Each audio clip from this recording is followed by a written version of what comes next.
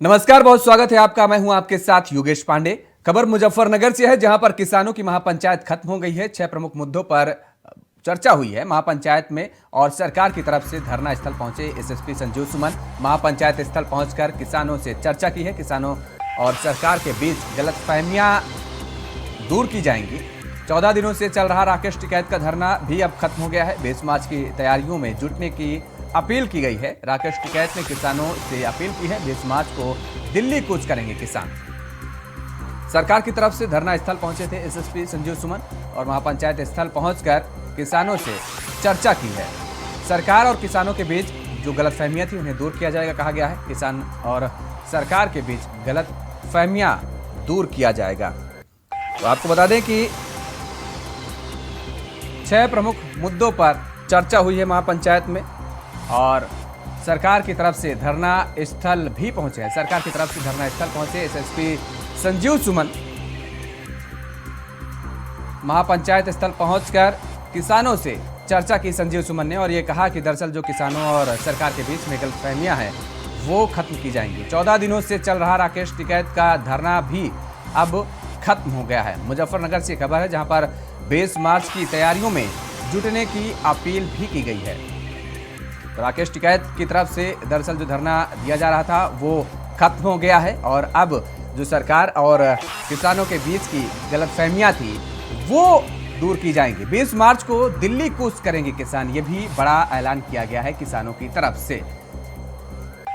अधिकारी ने कहा कि हम सरकार के कहने से आए, उसमें यह है कि मीटर का बड़ा इशू है। जहां पीएससी मांगने की बात कर रहे हैं, जबरदस्ती किसी किसान का मीटर नहीं लगेगा और जिसने भाई मुंह बारा क्या कि मेरे ट्वेल्व पर लगा दो, उसके पास में हमारा भी इलाज नहीं, हमारे पास कोई इलाज नहीं उसका। जो लगवाना चाहते हैं लगवा लो, जबरदस्ती मीटर नहीं लगेंगे। जो 14 दिन से जो धरना चल रहा था, आज उसका समापन होगा धरने का। अगर 20 मार्च की अपनी तैयारी करें और अपने आंदोलनों को मजबूत रखें, अपने ट्रैक्टर को मजबूत रखें। टिकैत साहब 20 मार्च को ट्रैक्टर परेड होगी या पंचायत? नहीं, पंचायत होगी, ट्रैक्टर नहीं जाएंगे उसमें। तो कहाँ पर वो पंचायत की जाएगी? वो दिल्ली में रहेगी, उसकी जगह बता देंगे। अभी तो पार्लियामेंट पे है तो दिल्ली में रहेगी। अच्छा फिर क्या कहीं चले गए? ये ट्रैक्टर क्या किराए के? फाइटर विमान हमारा कोई किराए का नहीं है। टिकैत साहब ने 2024 को भी कहा कि हमने कहा कि प्रेस के लोग पूछते हैं 2024 में क्या करोगे भाई? हम परेड मार्च निकाल लेंगे, मजबूती से पूरे देश भर में निकाल लेंगे। और इसी खबर पर ज्यादा जानकारी के साथ हमारे संवाददाता नितिन चौधरी हमारे साथ सीधे लाइव जुड़े हुए हैं। नितिन, क्या कुछ जानकारी है? धरने पर एसएसपी संजीव सुमन पहुंचे थे और यह कहा गया कि दरअसल सरकार और किसानों के बीच जो गलतफहमियां थी उन्हें दूर किया जाएगा। जी देखिए योगेश, बिल्कुल जिस तरीके से किसानों का महापंचायत यहाँ पर आज मुजफ्फरनगर में चल रही थी, तो वहाँ बताया जा रहा है कि जिस तरीके से जो है किसान जो है 14 दिन से जो है अपने महापंचायत कर रहे थे, धरना प्रदर्शन कर रहे थे, लेकिन आज जो है सरकार की तरफ से एसएसपी जो है संजीव सुमन वो आज खुद वहां पहुंचे हुए थे। तो उन्होंने जो है ये बात जो की है कि हमें जो है सरकार की तरफ से यहाँ भेजा गया है, तो सरकार की तरफ से वो धरने को जो है आज खत्म करा दिया गया। खुद राकेश टिकैत ने ये कहा कि 6 बड़ी मांगे थी, जिन मांगों को लेकर यहाँ धरना प्रदर्शन जो किसान है वो खुद कर रहे थे। तो लेकिन आज जिस तरीके से राकेश टिकैत ने संचालन को माइक के द्वारा जो संचालन किया पंचायत को, पंचायत में यही निर्णय निकल के आया कि जो 6 मांगे हैं, बड़ी मांगे जो किसानों की, उन मांगों पे जो किसान पूरी तरीके से अटल रहेगा। जी बिल्कुल, इसके साथ ही वो कौन कौन सी 6 मांगे थी नितिन जो किसानों की तरफ से की जा रही थी? ये देखिए, पहली मांग है बिजली के बिल को लेकर। जो ट्वेलों पे जो मीटर्स लगाए जा रहे हैं किसानों का जो बिल की जो आय बढ़ के आ रही है, किसान जो बिल भर रहे हैं उसको देखते हुए कि किसानों को कहना कि बिल सबसे ज्यादा जो है सरकार में आ रहे हैं, जहाँ किसानों के लिए सरकार पूरा फायदा पहुंचाने की बातें कर रही है। योगी सरकार ने कहा था कि सभी किसानों के बिलों को माफ किया जाएगा, लेकिन सरकार उसके 12 पे जो मीटर लगे हुए, उन मीटरों के जो बिल है वो बढ़ के आ रहे हैं। दूसरी मांग है एमएसपी की, जो बात यहाँ पर कर रहे थे उसको लेकर। तीसरी जो है काफी जो मुद्दे यहाँ पर जो किसानों के चल रहे हैं, उन मुद्दों को लेकर जो है राकेश टिकैत ने आज धरना प्रदर्शन में पहुंच के सभी किसानों को संबोधित किया। लेकिन अब के उसके बाद में जैसे आज मुजफ्फरनगर के जो एसएसपी हैं संजीव सुमन वो पहुंचे, तो उन्होंने सरकार के द्वारा बताया कि मेरे को सरकार के द्वारा यहाँ पर भेजा गया है। लेकिन उसके बाद में उन्होंने कहा है कि 20 मार्च को जो है जल्दी से जल्दी इससे बड़ा आंदोलन करने के लिए किसान तैयार रहेंगे। उन्होंने कहा है कि जल्दी से जल्दी जितने भी ट्रैक्टर हों उन ट्रैक्टरों को तैयारी कर ली जाए और 20 मार्च को जो किसान है धरना प्रदर्शन करने के लिए दिल्ली के जंतर मंतर में पहुंचेंगे। नितिन, जब एसएसपी और किसानों के बीच में ये बात हो गई है तो आखिर कौन सी ऐसी बात रही जो नहीं बन पाई है, जो 20 मार्च के लिए आंदोलन करने के लिए दिल्ली कूच के लिए तैयारी की जा रही है किसानों की तरफ से? जी देखिए, बिल्कुल जिस तरीके से आज सरकार के द्वार पे जो भेजे गए थे, एसएसपी संजीव सुमन को भेजा गया था, वो किसानों से वार्ता करने के लिए, किसानों को समझाने के लिए वहाँ भेजा गया था कि जिस तरीके से किसान अपनी पंचायत कर रहे हैं, 14 दिन से धरना प्रदर्शन किसान यहाँ कर रहे हैं, तो उसी को समझाने के लिए भेजा गया था, उनको करने के लिए किस तरीके से धरना यहाँ पर चल रहा है, धरना स्थल को खत्म कराने की बात यहाँ पर कही गई थी संजीव सुमन से। तो लेकिन उसके बाद में राकेश टिकैत ने यही कहा कि जो यदि सरकार हमारी बातों को नहीं मानती अभी से, तो 20 मार्च को जो है किसान बड़ा आंदोलन जो है दिल्ली के जंतर मंतर पर करने जाएंगे। तमाम जो ट्रैक्टर्स की बात की जा रही थी कि ट्रैक्टरों को तैयार कर लिया जाए, खुद राकेश टिकैत ने आंदोलन में यही कहा कि जल्दी से जल्दी अपने ट्रैक्टरों को तभी तैयार रखें, दिल्ली जाए, एक बड़ा आंदोलन करने की बारी आ रही है। और उसी को देखते जो किसानों को जो बिजली के बिल हैं, तमाम बड़े बड़े मुद्दे यहाँ किसानों के रुके हुए हैं, तो किसानों के साथ जितना अत्याचार यहाँ पर सरकार कर रही है, तो उन मुद्दों को गिनाने के लिए खुद राकेश टिकैत ने आज संचालन को किया था। लेकिन उसी के बाद में राकेश टिकैत ने इतना भी कह दिया कि 20 मार्च को जल्दी से जल्दी एक बड़ा आंदोलन करने के लिए तैयार रहेंगे किसान। बहुत बहुत शुक्रिया तमाम सारी जानकारी देने के लिए। नितिन हमारे साथ जुड़े हुए थे, जिन्होंने बताया किस तरीके से किसानों ने ये अपील की है और 20 मार्च को दिल्ली कूच की बात कही गई है।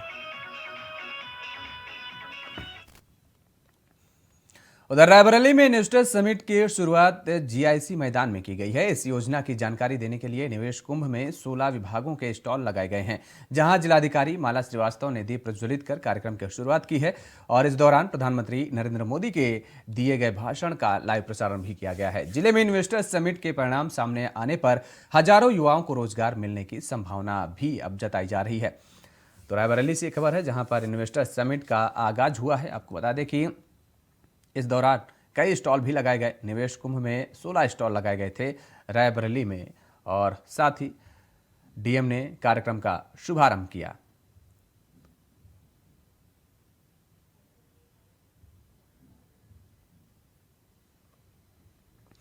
खबर बिहार से नवादा से है, जहां एक व्यवसायी की गोली मारकर हत्या कर दी गई है। मृतक व्यवसायी अमरदीप साव मनसागर गांव के निवासी बताए जा रहे हैं, जिनका छड़ सीमेंट का कारोबार था। जानकारी के मुताबिक व्यवसायी चरौल गांव निवासी शिक्षक कुंदन सिंह के यहां पहुंचे थे। आरोप है कि गुरुवार की देर शाम घर आए व्यवसायी को उनके भतीजे ने ही गोली मार दी है, जिसके पीछे का कारण कुछ लोग पुराने रंजिश तो कुछ बकाये का तगादा भी बता रहे हैं। हालांकि अभी तक परिजनों की तरफ से कोई बयान सामने नहीं आया है। सूचना पाकर पहुंचे पुलिस मामले की गहराई से जांच कर रही है। टिंकू बिहारी बोला कि अभी रुकिए जरा सर, 5 मिनट और रुकिए जरा सर। तो 5 मिनट हम लोग बोले कि नहीं, अब हम लोग 1 मिनट नहीं रुकेंगे, अगर जो भी बात करना है तो कीजिएगा सवेरे में, रात हो रहा है, हम लोग के जाना है घर। तो भैया के उठाने के बाद गेट के बाहर कर रहे थे, लेकिन फिर भी जबरदस्ती करके तीनों चारों मिल करके बैठा दिया। और बैठाने के बाद फिर जब वो मोटरसाइकिल से घर के ओर गया, उसके बाद उधर से आया, तुरंत नहीं सामने से देख लिया खड़ा होकर के कि कौन है वहाँ पर, और उसका भाई टिंकू बिहारी बोला कि यही है अमरवा, यही है अमरवा, बस वो डायरेक्ट गोली मार दिया। आईपीएस विकास वैभव एवं शोभा अहोतकर विवाद में नया मोड़ सामने आया है। जब मुख्यमंत्री नीतीश कुमार ने अपनी प्रतिक्रिया व्यक्त की, उन्होंने इस विवाद को लेकर विकास वैभव के बयान पर हैरानगी जताते हुए कहा कि कोई भी विवाद अगर है तो उसे अपने वरिष्ठ को बताना चाहिए, न कि इसे सार्वजनिक करना चाहिए। नीतीश कुमार ने विकास वैभव से नाराजगी जताते हुए आगे कहा, अगर आप सरकारी अधिकारी हैं तो ये सब ठीक नहीं है।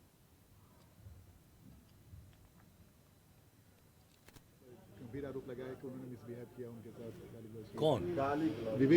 विकास वैभव ने। अरे 2 तरह के फालतू बात, वो सब कोई चीज जो बोलता है और अब ये लोग करेगा, अभी हम नहीं कुछ बोलना हमारे लिए उचित है। हम सबको कह देते हैं कोई कुछ बोलता है तो पूरी जांच करा लीजिए, देख लीजिए क्या मामला है। लेकिन आप जानते हैं, एक बात आप अच्छी तरह जान लीजिए, कोई भी नौकरी करता है, ऑफिसर है, ये उसका काम ट्वीट करना नहीं है, ये सबसे गंदी चीज है। उसको अगर कोई समस्या है तो अपने डिपार्टमेंट को या सीनियर जगहों पर आकर के अपनी समस्या बतानी चाहिए, यही ना है, निजी तौर पर बतानी चाहिए। उसको किसी भी चीज को सार्वजनिक रूप से नहीं घोषित करना चाहिए, ये है कानून। आप जरा अच्छी तरह जान लीजिए, आपके ऊपर कोई समस्या है तो सही जगह पर जा करके अपना प्रॉब्लम बता दीजिए, तुरंत उस पर देखा जाता है। लेकिन अभी तो विचित्र बात है, कोई ट्वीट कर देगा, कोई कुछ लिख देगा, कुछ कर देगा, तो ये सब ना ज्यादा चर्चा होती है, कोई मतलब है। तो खैर, इसके बावजूद हमने कहा है कि कोई भी बात है, हमने कह दिया है अधिकारियों को कि सब चीज को देख लीजिए और देखने के बाद क्या है तब हमको बताइएगा। और उधर पूर्णिया में एयरपोर्ट निर्माण के मुद्दे पर सीएम नीतीश कुमार ने केंद्र सरकार पर हमला बोला है। नीतीश कुमार ने हमला बोलते हुए कहा है कि पूर्णिया एयरपोर्ट सबसे पहले बन जाना था, लेकिन केंद्र सरकार क्यों नहीं बनवा रही है, ये आश्चर्यजनक की बात है। जबकि 2017 से इसको लेकर कई बैठकें हुई, सुरक्षा से लेकर रास्ता देने तक के लिए राज्य सरकार हमेशा तैयार रही है, बावजूद इसके पूर्णिया एयरपोर्ट तैयार नहीं हुआ है। तो कह रहे हैं कि भाई वो सबको मान लीजिए हम लोग कहे कि साइड वाला ठीक है, आपको दिक्कत नहीं हो, वो जो कहे जहां पर भी कहे वहीं पर हम करवा देने को तैयार, लेकिन कोई बात ही नहीं है। हाउस में भी लोग बोल रहा है तो भी उसका जवाब नहीं। हो क्या है, अब हम और कुछ नहीं कहेंगे, अच्छा नहीं लगता है हमको, लेकिन ये ठीक आश्चर्य लग रहा है, ये ठीक नहीं लग रहा है कि क्यों हो रहा है। यहाँ बहुत दुख है। अगर सपोज करिए वो नहीं रहता ही तो नेशनल लेवल का चीज है ना भाई, कोई स्टेट लेवल का तो चीज नहीं है, नेशनल लेवल का चीज है। जब मुख्यमंत्री जी भेजे तो उन्होंने कहा कि हाईवे तक जोड़ दीजिए आप लोग, बिहार सरकार, हम लोग काम शुरू कर देंगे। अभी 2-3-4 महीने पहले की बात है। और वहाँ जा करके हम लोगों ने बिहार सरकार की तरफ से कमिटमेंट दिया कि हम हाईवे तक कनेक्टिविटी जोड़ देंगे। ये तो बात हुई जाकर के सिविल एविएशन में किया जा रहा है, जो कह रहे हैं वो करने को, लेकिन शुरू तो कर देते भाई। लैंडिंग शुरू हो जाता, लोगों को कितनी सुविधा होती है। यहाँ अगल बगल के लोगों को भी कहीं जाना है, दिल्ली जाना है या और कई जगहों का होता तो सबको सुविधा न होती जी। खबर सोनभद्र से है, जहां पर प्रदूषण अधिकारी का रिश्वत लेते हुए वीडियो वायरल हुआ है। काम कराने के नाम पर ली गई है 25,000 की रिश्वत। वीडियो वायरल होने के बाद विभाग में हड़कंप मचा हुआ है। सोनभद्र के प्रदूषण ऑफिस का ये वीडियो वायरल हो रहा है। प्रदूषण अधिकारी पर यह आरोप लगा है। आपको बता दें कि प्रदूषण अधिकारी का रिश्वत लेते वीडियो वायरल हो रहा है। अब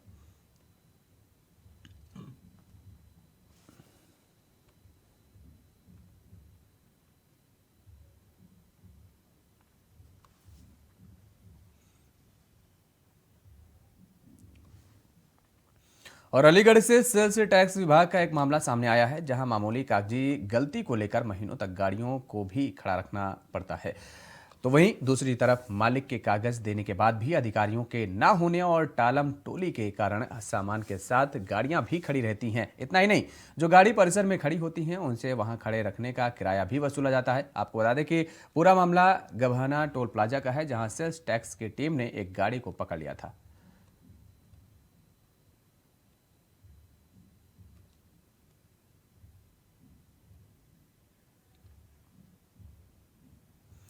बिजनौर से खबर है, जहां पर फरार बीजेपी नेता ने कोर्ट में सरेंडर किया है। प्रिंस चौधरी की गाड़ी से 2 युवकों की मौत हो गई थी। एसपी मेरठ ने 25,000 का इनाम घोषित किया था। बिजनौर के नगीना मुंसिफी कोर्ट में सरेंडर किया है युवक ने। तो आपको बता दें कि प्रिंस चौधरी की गाड़ी से 2 युवकों की मौत हो गई थी और इस मामले पर अब आरोपी ने अपने आप को सरेंडर कर दिया है। फरार बीजेपी नेता ने कोर्ट में सरेंडर किया है। बिजनौर से खबर है, जहां पर प्रिंस चौधरी की गाड़ी से 2 युवकों की मौत हो गई थी और अब प्रिंस चौधरी ने अपने आप को सरेंडर कर दिया है। आपको बता दें कि कोर्ट में आरोपी ने अपने आप को सरेंडर किया है।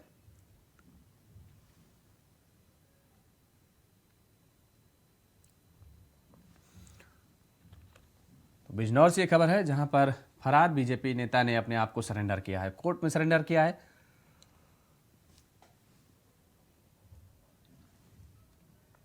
बिजनौर से खबर है, जहां पर फरार बीजेपी नेता ने अपने आप को सरेंडर किया है, कोर्ट में सरेंडर किया है खुद को। बता दें कि प्रिंस चौधरी की गाड़ी से 2 युवकों की मौत हो गई थी। प्रिंस चौधरी बीजेपी का नेता बताया जा रहा है। और इसी खबर पर ज़्यादा जानकारी के साथ हमारे संवाददाता जहीर अहमद हमारे साथ फोनलाइन पर बने हुए हैं। जहीर, क्या कुछ पूरा मामला है? आज आरोपी ने अपने आप को कोर्ट में सरेंडर कर दिया है। बिल्कुल, देखिए मैं आपको बताता हूँ, बिजनौर के रहने वाले प्रिंस चौधरी हैं, जो पहले विधानसभा का टिकट के दावेदार थे, अब लोकसभा के बिजनौर के टिकट के दावेदार हैं। भारतीय जनता पार्टी के कार्यकर्ता हैं, भारतीय जनता पार्टी के नेता ही बताए जाते हैं। इनका ऊपर एक आरोप है कि 30 जनवरी को इन्होंने मेरठ के अंदर अपनी कार से कुचलकर 2 लोगों की जो है मौत हो गई थी। उस मामले में इनके खिलाफ मेरठ पुलिस में केस भी दर्ज हुआ था और मेरठ के एसएसपी ने 25,000 रुपए का इनके ऊपर इनाम भी घोषित किया हुआ था। आज इन्होंने बिजनौर के नगीना में कोर्ट में सरेंडर हो गए हैं। फिलहाल जज ने इनको न्यायिक हिरासत में 14 दिन की जेल भेज दिया है जी। बिल्कुल, चलिए बहुत बहुत शुक्रिया तमाम सारी जानकारी देने के लिए जहीर।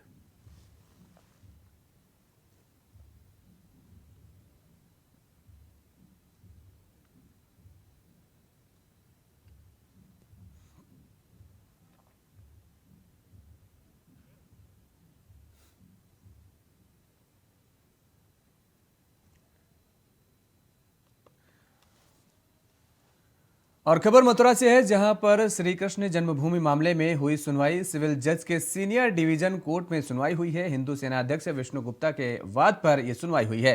कोर्ट में विष्णु गुप्ता ने दायर किया था नया प्रार्थना पत्र। प्रार्थना पत्र में कोर्ट से गुहार लगाई गई थी।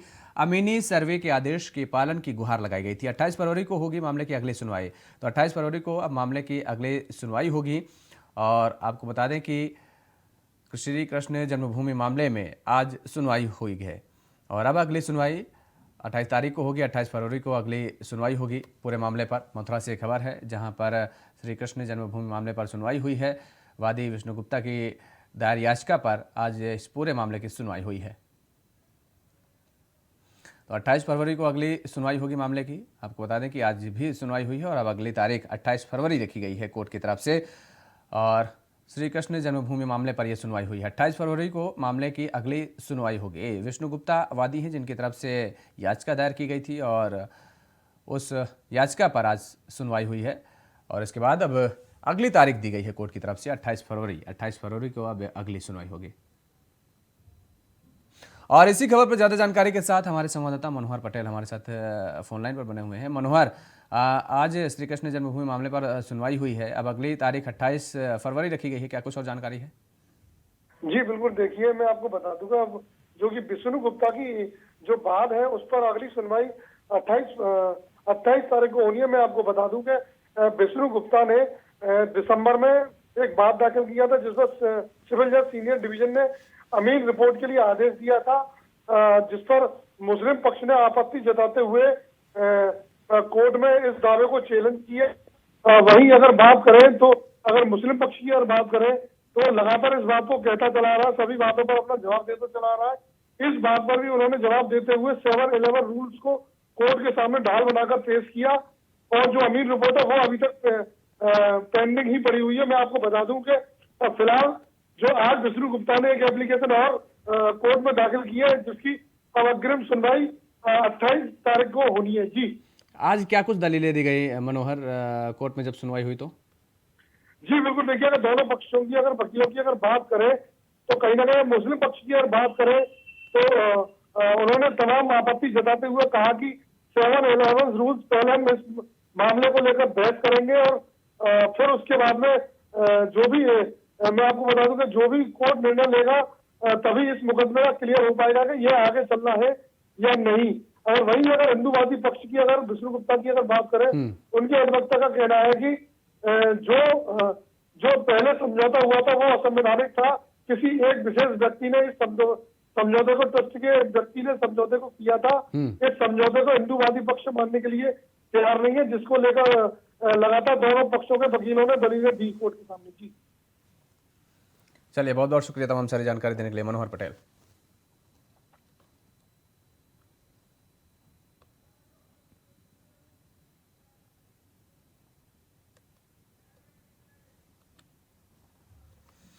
और उधर यूपी के बरेली जनपद में बड़ा सड़क हादसा हो गया है। हादसा बरेली क्लब के पास हुआ है, जहां एक अज्ञात वाहन से कार टकरा गई है। हादसे में मौके पर ही 3 लोगों की मौत हो गई है, जबकि 3 लोग गंभीर रूप से घायल बताए जा रहे हैं।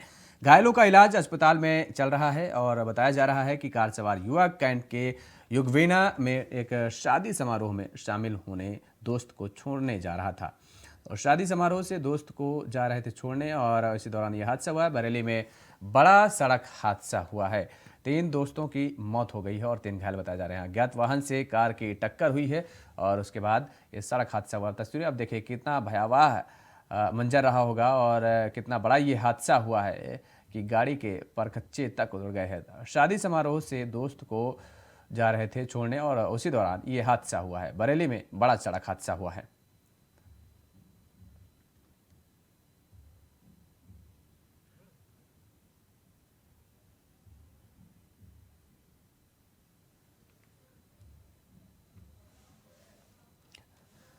बरेली से खबर है, जहां पर शादी समारोह से दोस्त को छोड़ने जा रहे थे और तभी ये सड़क हादसा हो गया है।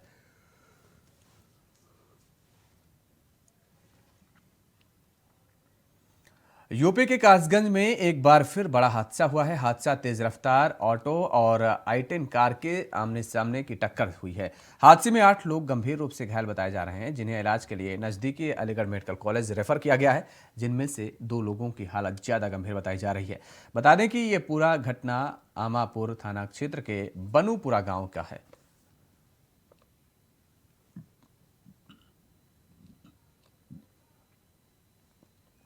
कासगंज में ये सड़क हादसा हुआ है। हादसे में 8 लोग घायल बताए जा रहे हैं। आपको बता दें कि अलीगढ़ रेफर किया गया है घायलों को, और कार और ऑटो से ये टक्कर हुई है।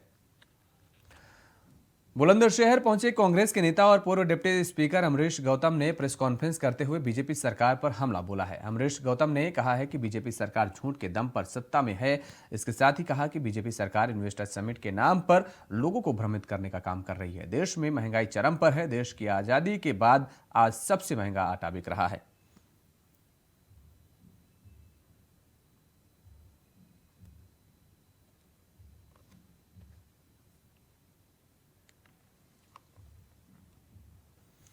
खबर सीतापुर से, जहां पर सैकड़ों बीघा फसल बर्बाद हुई है। नहर कटने के कारण खेतों में पानी घुसा है। सरसों, गेहूं, गन्ने की फसल बर्बाद हुई है। पानी आने से 5 गांव प्रभावित हुए हैं। सीतापुर के विकासखंड हर गांव का ये पूरा मामला बताया जा रहा है। नहर कटने के कारण खेतों में पानी घुसा है, और आपको बता दें कि नहर कटने के कारण खेतों में घुसा पानी और उसके बाद फसल बर्बाद हुई है। सीतापुर से एक खबर है जहाँ पर किसानों को नुकसान हुआ है। सरसों, गेहूं, गन्ने की फसल बर्बाद हो गई है। किसानों को तगड़ा नुकसान हुआ है। पानी आने से 5 गांव प्रभावित हुए हैं।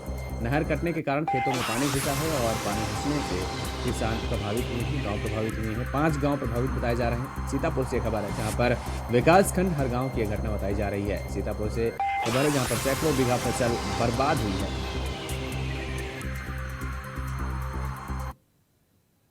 और इसी खबर पर ज्यादा जानकारी के साथ हमारे संवाददाता मोहित मिश्रा हमारे साथ फोन लाइन पर बने हुए हैं। मोहित, क्या कुछ और जानकारी है? बताया जा रहा है कि पानी की वजह से 5 गांव प्रभावित हुए हैं। जी, मैं बिल्कुल बता दूं, ये पूरा मामला जो है विकासखंड हरिगांव के जो है जो 20 हरिगांव नगर के 20 नहर निकलती है, वो खैराबाद रजवाहा बताया जाता है। ये वहां पे पुलिया का निर्माण हो रहा था, जिसके कारण से एक छोटा सा बांध बना के पानी को रोका गया था, लेकिन कुछ शरारती तत्वों द्वारा जहां से पानी रोका गया था उसे खोल दिया गया, जिसके कारण से बहाव बढ़ा और प्रेशर बढ़ने से वो जो बांध तट बनाया गया था वो फट गया, जिसके कारण से जो है कई जगह से नहर में कटान होने के कारण रिसाव होने लगा। और लगभग 4 गांव बताए जा रहे हैं। जो गांव है, आपको बता दूं मैं, वो भुरजिनपुरवा है, परसेरा है, शरीफपुर है, पिपरा है। इन सब जो गाँव के किसान हैं, इनकी फसलें प्रभावित हुई इससे। जी बिल्कुल। अब ऐसे में प्रशासनिक अधिकारियों का क्या कुछ कहना, क्या उनके संज्ञान में ये पूरा मामला है? जब जो नगर नहर विभाग के अवर अभियंता हैं शिव कुमार यादव, जब उनसे टेलीफोनिक वार्ता की गई तो वो इस मामले से पल्ला झाड़ते नजर आए, और उन्होंने कहा कि जांच कराई जाएगी, उसके बाद कार्रवाई की जाएगी। और फिलहाल ये देखा जा रहा है कि किसने इस जो तटबंध बनाएगा, जो हेड से पानी बंद किया गया था, तो किसने इस हेड को खोला है, पानी का फ्लो खोला है उन्होंने। बहुत बहुत शुक्रिया तमाम सारी जानकारी देने के लिए मोहित। इस बुलेटिन में फिलहाल इतना ही। खबरों के लिए आप बने रहिए इंडिया वॉइस के साथ। नमस्कार।